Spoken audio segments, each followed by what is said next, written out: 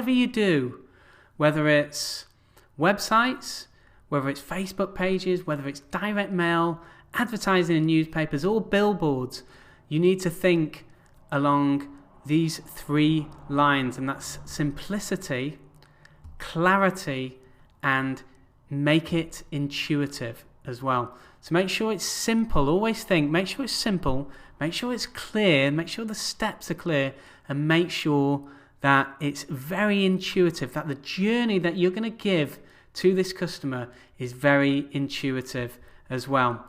You also need to leave your ego at the door here, because we're fortunate enough to live in a time where we can use the internet. We can do all of our testing in days, sometimes hours, rather than months and weeks. Some of you may remember direct mail. Some of you may come from a direct mail background. And those days, I did direct mail and you were waiting weeks for results. Now you can get results really, really quickly and you can test. And it's not a case of, well, I think this one's going to work. And then your colleague says, well, I think this one's going to work. And your egos get in the way. And that's happened years and years over advertising. Well, nowadays you can test it. So you just test it. There's no ego here. And sometimes you find that the one you least thought was going to work smashes it. I had it recently. I was helping a friend out actually who's got a very posh bar and restaurant here in Manchester. And I said, no, seriously, I think this subject line will work. And he's got a copywriter who writes beautifully actually. But he's not really into sales, the copywriter. And I said, no, this subject, honestly, it's going to smash it. But we'll test it with the copywriters. We tested it with the copywriters. He knocked me out of the park. I don't know whether he got lucky or what, but the open rate was massive. And I couldn't believe it. But this is what happens. And you have to leave your ego at the door. I'm probably better at sales copy than him, but he beat me that time, and you just never know. So you've got to leave your ego at the door. And it's all about improving the customer journey or experience. You've got to really improve their experience and make sure it's nice and smooth. And this is where, checking out your competitors really comes in handy, because you look at what they're doing. Was it a smooth experience for you? Did you enjoy it? You need to create the path it's a subtle path of least resistance for them. You need to be clear about what you're doing. What's your objectives here? What do you want to get out of this for your customer? What do you think they want to get out of it as well? And you need to marry the two. As I mentioned before, you need to be prepared to test and experiment along the way, leaving your ego at the door. Keep doing this. Keep testing and refining. And don't generalize between markets and products. One thing that works in one market or industry might not work in the other. Obviously, start off using information you've found from other industries, definitely, because there are general things that usually work out, but always test, always test. When you're looking at advertising anywhere, whether it be a website, like I say, direct mail, whatever it may be, always think about using a very, very strong headline. And the headline, a lot of people get this wrong, think that the headline should just be all about selling the overall benefit of, or the features a lot of people do, of the actual system. But you should be selling the value. The headline should be there to sell the value of entering into the first step of your lead funnel. That's what it's there for. It should be there to grab attention, and you should also suggest within the headline how easy and fast it is. People love to know how easy and fast it is. You also need to be believable, but be specific as well, and use proof wherever you can. And it should be relevant to your target market, of course. And, for example, should it be subtle or bold? For example, my friend who's in the very cool, trendy bars and restaurants industry in Manchester, we have to look at it totally different to how we would look, for example, in the mortgages industry, where you're just trying to get every Joe Schmo to complete a form to take up a mortgage. Whereas this cool, ultra cool bar, he really wants to filter out Joe Schmoes and just wants the high level end of society. So he's a lot more subtle with his headlines, and rightly so. Images. Again, as Jen said, for any kind of Facebook advertising, they need to be very attention grabbing.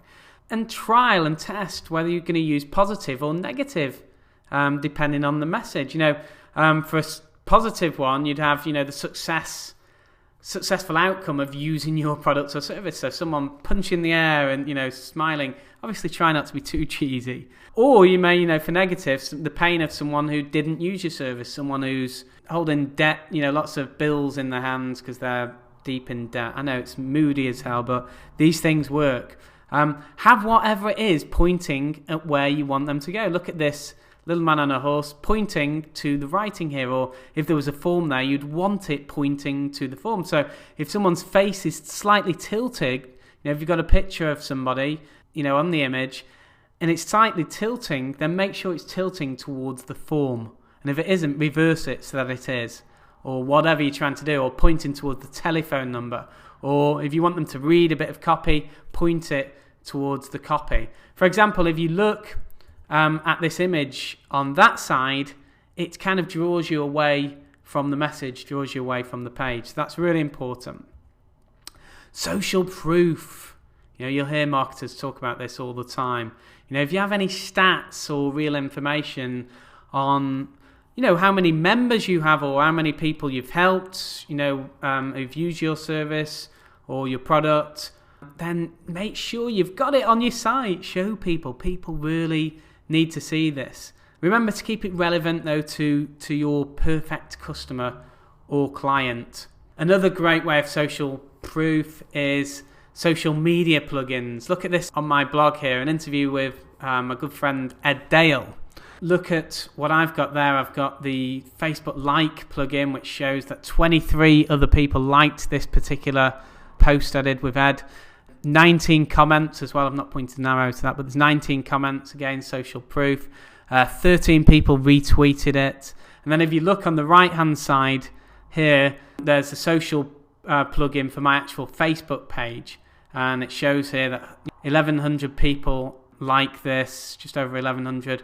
And it shows, friends of the person as well. So whoever's viewing this, if any of their friends like it, it will show them first. My good friend there, Christine Pankhurst, and Jennifer Sheehan, Rainey there as well, Kevin McClellan, Guru Bob's on there as well, as liking it. So it all adds to this social proof. So use those wherever you can.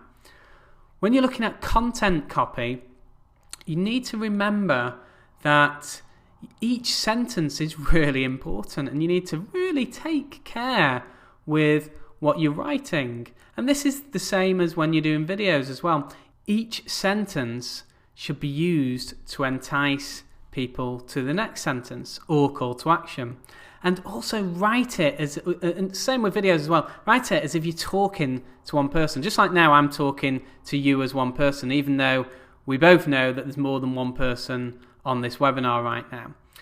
Talk about the benefits to the user and be specific as well. We've talked about benefits before. Be really specific within the content of what benefits they're going to get. That exact perfect customer that you're looking for. What are they going to get?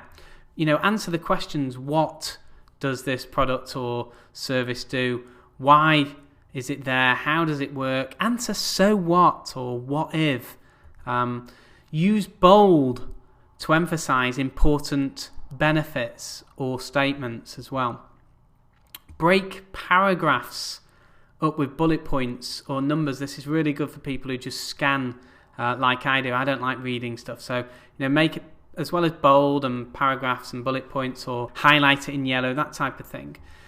Think about any possible objections and make sure you cover these off within the copy, because when people get off your website and they've got objections, you've lost them. Whereas you can cover them whilst you've got them, or whatever, even if it's not a website, if it's Facebook page or any kind of advertising that you do. Use straightforward, simple language. Don't talk in any kind of big corporate chat. You need to try and get people as down to earth as possible. Sound as down to earth as possible. That's what people want to hear. Be consistent throughout your message as well. Don't say one thing at the beginning and then say something that contradicts this towards the end. Subheadlines, again, some people like to read word for word, others like me love to scan. Use subheadings, again, like the bold, like the bullet points or numbers for the scanners. Video, very important. If you can use video, if you're quite happy with video, even if you're not happy with video, there's lots of different services out there that where you can get video made for you very, very cheaply or free in some cases. Video can be used together with copy or on its own, but make sure you just test to see which combination wins. Video image, which is the image at the beginning of the video, that before people click, the image in the background, should be used to convey trust or entice people to click. My good friends, the conversion rate experts who've taught me a lot about conversion, Ben and Carl, they do stuff for Google. Google employ them to do their conversion stuff. They do stuff for Apple and eBay and stuff like that. They're big time. Amazon, all of these guys use the conversion rate experts. They've taught me that, if you've got a picture, always have in the background something that conveys trust. You don't want it to look salesy. So, for example, you may want to have a picture of you against the whiteboard so that people know that it's an educational video and it's not going to be a sales video. Use metaphors or stories. John Carlton talks a lot about this, and his business partner, good friend of mine, Stan, talks about this a lot. Use metaphors and stories. Stems back from when you were a child. You learnt a lot around the world through stories, and we still love a good story today, and we still love metaphors today. So, and talk as if, like I said before, so good, I've written it twice this. Talk as if you're talking to one person. Credibility and trust, really, really important. If you've got a website, you want people to fill out that form. You can also get people to fill out forms on Facebook pages as well, which I forgot to mention before. Get testimonials wherever you possibly can, and try and get people to give real examples of how your product specifically helped them. Wherever you can, use pictures of your testimonials, so real life pictures of their face. If you can get a video, brilliant, or an audio is better than just actual text as well. Also, with credibility and trust, coattail, what's known as coattailing, means add logos of any of your big suppliers, customers, or anyone you've got any affiliation with whatsoever. Use their logos on your page. You'll see it a lot of the time. People will use big credit card companies' logos, Visa, MasterCard, that type of thing, because these companies have spent billions on advertising, so you may as well coattail on the back of their advertising to convey trust and credibility. Well, it's the same with if you've ever helped any big customers or suppliers. Make sure you get their logos on there, or you could show logos of any regulatory bodies that govern your industry, which also conveys trust and credibility. Or you may want to flaunt any positive press you may have received. Sometimes on some of our new lead generation sites, we, instead of having logos of the BBC or NBC or whatever it may be, and then pointing them to a press review that they've done of us, we've sometimes cheekily just pointed them to news. So we'd always disclose that. We'd put at the top, in very light grey, of course, news within the industry, and then we'd have a link underneath BBC, so all people see is really BBC, so that conveys the credibility and trust, and then it would have a link to another page on our website, which would be an iframe news story from the BBC of our particular industry or niche, and that allows us to do that. If the word iframe and stuff makes you quiver because it sounds too technical, don't worry. I'm not hugely technical. I just employ technical people really, really cheaply. Call to action, really important. You have to have call to actions, otherwise people don't know what to do next. But I'm sure you already know that. Keep the call to action in line with the integrity of your business or customers. So like I said before, if you're uber cool industry, then you don't want to have a really cheesy call to action. You may want to also scatter call to actions throughout as well, which I do with a lot of my copy. I'll have call to actions throughout, and you'll see it with, big marketers. They'll have emails that they'll email out to people. If they've got a long copy email, they'll have call to actions every sort of like paragraph, just giving you the chance to get into their sales funnel at any point, just so that, a lot of people just have the call to action at the beginning, and they're doing it wrong because someone might get to the end of the story or whatever you've done, or the end of the content, and completely forget about the call to action that was at the top. So you need to really kind of get them out there as well. It can be really powerful to mention any risk reducers like guarantees. If you offer guarantees, or if you offer any kind of free 30 days or whatever it may be within the actual call to action or near the call to action. Offer simple, clear call to action choices. So you may want to offer different choices. Doing this can turn the call to action into what I call an alternate close. I learned this years ago when I was in recruitment.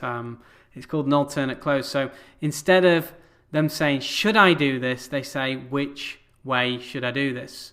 When I had an online talent director at one time, and we'd do a lot of closing on the phones, and the hardest part was getting people to actually offer us their credit card details. They would be really into it, but when you came to the credit card details at the end, it just used to really scare people. And a lot of the time it was the staff as well. They were nervous about it because they knew they were so close to the sale that they'd get really scared. And they would ask them the question, they'd ask, have you got a credit card on you?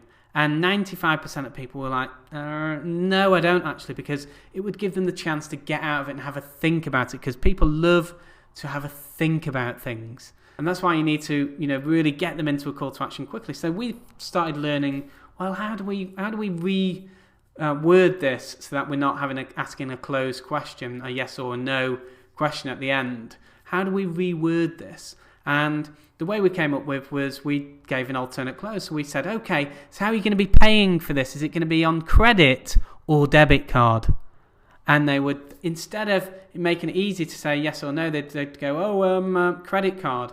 And you say, okay, so thanks. What's the long number across the front? And we found that we got an uplift of sales of something like 90%. And it really, really did work. And it's the same with this, ask them different questions at the end. So you may want to say, just complete the form or call this number, 0800, blah, blah, blah, blah, blah, and get them into the sales funnel. Use scarcity as well, but be as subtle as you can.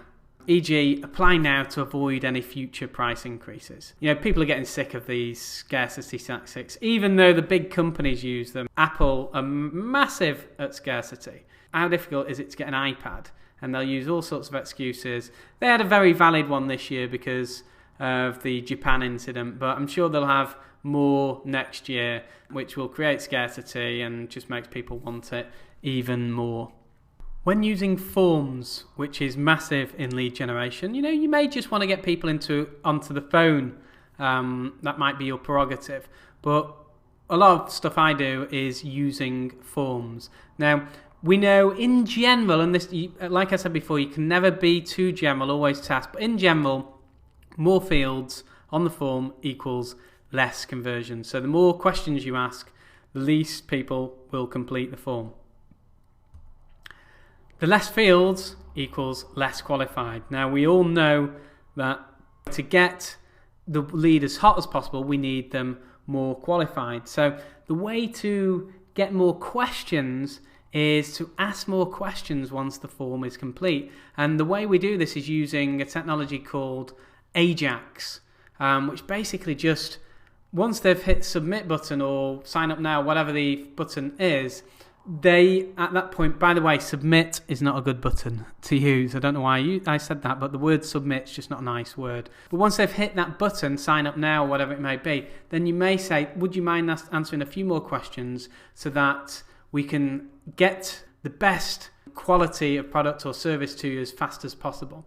And at that point, instead of taking them to a new page, which would be, the normal HTML way of doing it, I'm not technical, but I think that's what would happen. Ajax keeps them on everything the same, but just adds more fields at that point.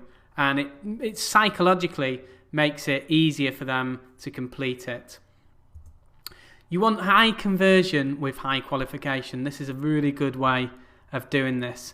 Have form on the actual page, or have it starting on the page, the first step of the form starting on the page as well. This usually gives a higher conversion as well. So rather than saying click here to fill out a form, you just have the name and email or whatever it is on the actual page. Test the positioning of this. Also test having mandatory and non-mandatory fields. So where you've got little asterisks which requires them to fill it out, otherwise the form won't be submitted. Test having mandatory and non-mandatory fields. Sometimes if you just have everything as non-mandatory, so that they don't have mandatory, then you'll get a more truthful completion of form. Because having mandatory fields sometimes makes people think, oh God, I've got to fill out this bit, and they put in false details. Always have the forms above the fold. So the fold is basically your computer screen. If people need to scroll down to complete the form, then that's not a good thing. Usually, again, test it. Tell them how their information is going to be, tell them why the information, is really important. Tell you why you need the information. Also tell them how their information will be safe and how you don't like spam and that type of thing. And let them know exactly what will happen next. A lot of people out there in the CPA world, for example, just want people to fill out forms. It's just about numbers. Whereas I like to have a very, if it's for me, I want the forms to be completed properly and qualified, and I want them to be as good as possible. And if it's for my clients, if people are, buying this information for me and paying me every time I get a lead, I want it to be excellent information because I want them to carry on buying the forms from me. I want them to only use me and nobody else. With phone numbers, which is really important in lead generation, if you tend to go down the phone side of things, then always test it out. But we like to have our phone numbers, and we found out that having phone numbers on the top right hand side gives us a really good phone conversion. Test positioning, size and colour. Try having the phone number with call to actions as well. Always have it on the contact page because that's where a lot of people will go to find you. Buttons, the sign up now kind of thing. Look at what buttons the big companies like Amazon are using and replicate. They spend millions and millions on their buttons. If they're using orange, it probably works. Try it out. Try different colours, try different sizes, different positions, different messages as well.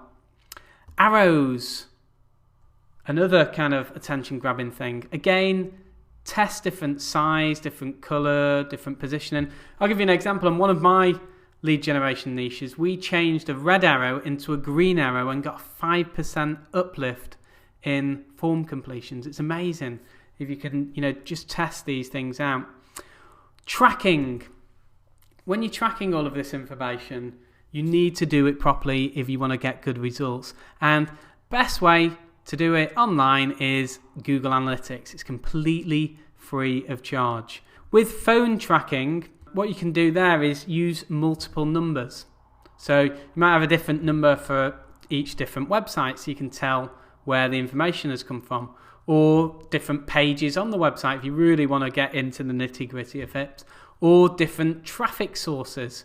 If something's come from pay-per-click, you'll send them to a certain place which will have a certain number.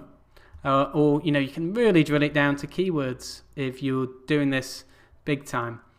Well, how do you test all of this? Well, there's different types of testing on websites. There's what's known as A/B testing, which is your normal split testing. So you're testing an A page with a B page, so one page against another. And each time you'll just have something different. So you might, like I did, have a red arrow one time and a blue arrow the next time, or green arrow the next time. So if you've got 1,000 visitors, you'll show 500 visitors the green arrow and 500 visitors the red arrow. And we found that we had a 5% more of the people that saw the green arrow completed the form. There's also multivariate testing, which is testing multiple aspects of the page at the same time. So each new visitor gets a completely new page, which is really, really powerful. But you're probably best just starting off with simple A/B testing. And some free software to use is Google Website Optimizer, which is really, really good. And you can find this at google.com/website optimizer. Just make a note of this. Again, you can go to this in your own time afterwards. Good friends of mine, Tim Robinson and Brent Hodgson. Brent is also from Market Samurai. Have created something called Zen Tester, which is really good again. Go to zentester.com. They have a free version of that as well, which is really good. Another good paid subscription is Visual Website Optimizer, and that is visualwebsiteoptimizer.com. And all these places have videos that will show you how to use the software as well.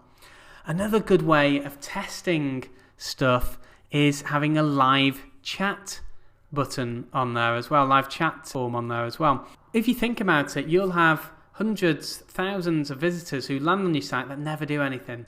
They never fill out a form, they never do anything. You don't know why.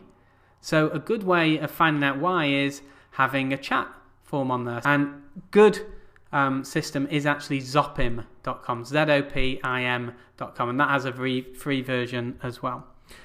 Usability testing is really, really powerful. Getting actual human beings to test your processes, your journey, your customer journey is really, really powerful. And you'll find when you do usability testing that sometimes it's the simple things that you just miss because you couldn't see the wood through the trees.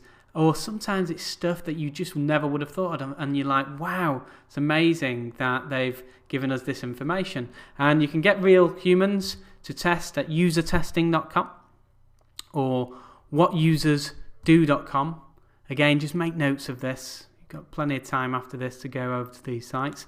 Make sure you choose people who are in the geographic location you're targeting as well. I had one of my mentoring students who did all of this, and he was targeting the UK, but he got someone in America to do it. And there are slight different cultural differences that do have an effect. So I got him to do it with the UK, and he got much more out of it because obviously he was targeting the UK and he had UK people doing it.